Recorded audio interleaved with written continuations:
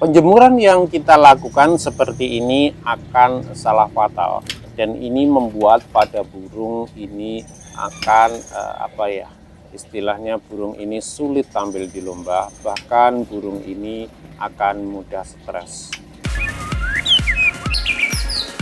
Assalamualaikum warahmatullahi wabarakatuh. Halo teman-teman, ketemu lagi dengan caraku 55. Kali ini saya akan membahas yaitu ingat bahaya jemur murai batu yang belum kita tahu karakter pada burung yang kita pelihara. Kita harus mendalami dulu, mulai penjemuran dari 10 menit, 15 menit, atau 20 menit kita lihat kondisinya. Dalam arti kita menjemurnya pertama jangan satu hari dalam seminggu, jangan. Jadi kita mulai jemur seminggu 5 kali. Durasi 10 menit, besoknya 10 menit, besoknya 10 menit, 10 menit. Baru kita naikkan ke 20 menit, gimana reaksi pada burung. Burung mangap, kadang kita juga takut. Awal baru dijemur sekitar 10 menit, burung itu sudah mangap. Dan kita gelisah, kita sendiri sebenarnya yang gelisah. Burung yang belum dijemur atau kena jemur ataupun jarang dijemur biasanya memang seperti itu, mangap, bahkan mengebakkan sayapnya kayak mau tidur kayak gitu, ngebak-ngebak gitu di bawah, mekar, bulunya mekar kayak gitu. Itu hal biasa teman-teman. Ya kita sadari harus kita berani mengambil tindakan apa yang harus kita lakukan. Jangan takut dan jangan ragu, karena mencari settingan atau menerapkan suatu penjemuran itu juga sangat pengaruh pada burung yang sudah jadi. Tetapi kalau burung yang belum jadi, yang kita belum notabennya, kita belum mengetahui karakternya, yaitu harus bertahap dulu. Mulai sampai 30 menit gimana? Kalau kita lihat burung itu mangap, kita biarkan dulu selama 5 menit. Gimana reaksinya? Kalau mangap hanya sekedar dia loncat ke tangkringan, itu teruskan aja teman-teman. Jadi nanti kalau sudah burung itu gelabakan, gelisah, loncat-loncat, nabrak, baru kita jeda 1 menit sampai 2 menit kita tunggu, baru kita hentikan. Jadi besoknya itu bertahap teman-teman. Dan ini faktor yang istilahnya ada bahayanya, ada tidaknya. Untuk burung yang kita asal jemur, misalkan kita hanya menjemur durasi dengan 1 jam, 2 jam, dan burung ini kita belum mengetahui gimana sih burung yang kita pelihara ini karakternya, tipe panas ataukah tipe dingin. Kalau tipe dingin, kebanyakan kan suhu dalam tubuh itu cenderung menurun teman-teman. Jadi kita jemur lama pun 1 jam, 2 jam masih dia aman aja. Tetapi sangat bahaya jika burung yang kita jemur ini tipe vektor yang tinggi. Tentu akibatnya kita nggak tahu, cabul dan matoki bulu, bahkan emosi tidak karu-karuan, nabrak-nabrak dan sebagainya. Sebenarnya kita saat beli kita memang nggak tahu kondisi karakter pada burung ini. Tetapi ya itu tadi saya bilang harus bertahap. Pemberian EF seperti itu juga teman-teman. Jadi pemberian kita dari rendah dulu.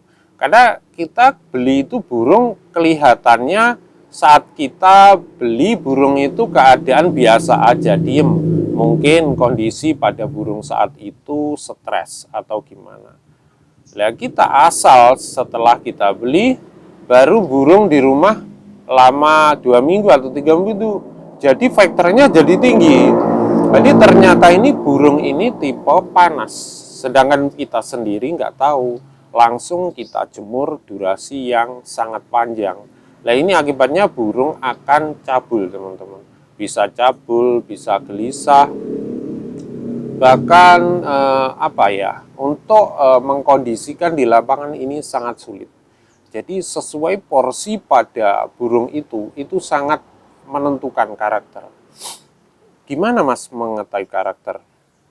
Memang mengetahui karakter pada murai batu, saya sendiri itu tidak waktu singkat teman-teman. Jadi perlu proses. Kita harus mengetahui keseharian kita rawat.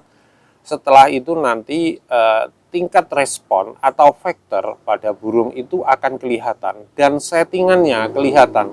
Jika faktor tinggi itu nggak mungkin kebanyakan dengan dengan pemberian ekstra fooding yang lebih, itu nggak mungkin. Sejauh yang saya tahu, kebanyakan ekstra foodingnya standar aja. Kalau kita genjot ke tinggi, pasti emosinya nggak karuan.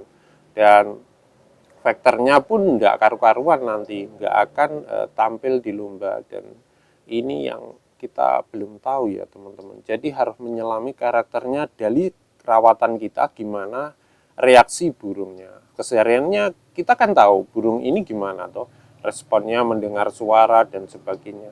Apalagi nanti akan nyata dan kelihatan lagi setelah burung itu kita lombakan.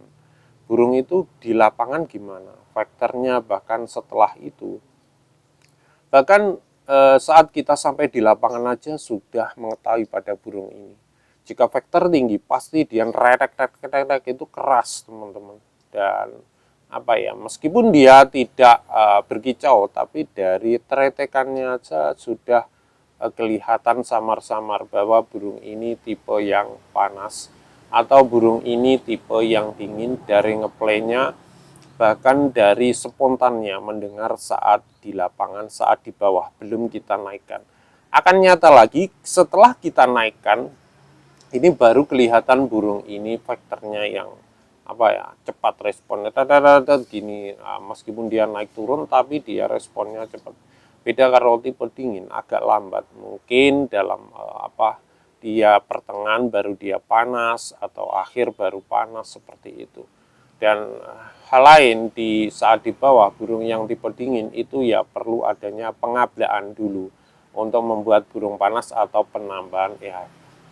Kembali lagi pada penjemuran tadi, yang kita bahas penjemuran yang belum tahu karakter, yaitu saya jelaskan di depan tadi teman-teman. Jadi melalui step by step atau bertahap. Dari 30 menit mangap kita biarkan dulu sampai 5 menit kondisinya gimana, baru besok kita ulang lagi. Nanti kalau mangap tetap mangap, dan itu kita teruskan tidak apa-apa, sekitar 10 menit ditambah 10 menit 30, kecuali dia memang sudah nabrak-nabrak ya teman-teman, nabrak-nabrak dan sebagainya, itu baru kita hentikan, besok lagi dijemur lagi. Karena nanti kalau kita sudah tahu karakternya, itu beda lagi penjemurannya. Untuk tipe dingin, otomatis burung penjemurannya durasinya itu lebih panjang, tanpa embun seperti itu. Untuk tipe panas itu paling jemurnya 1-2 kali dalam 1 minggu. Kecuali tipe semi ya, semi panas, tidak terlalu dingin, tidak terlalu panas juga. Itu bisa 3 kali bahkan 4 kali. Tapi durasinya beda dengan yang tipe dingin.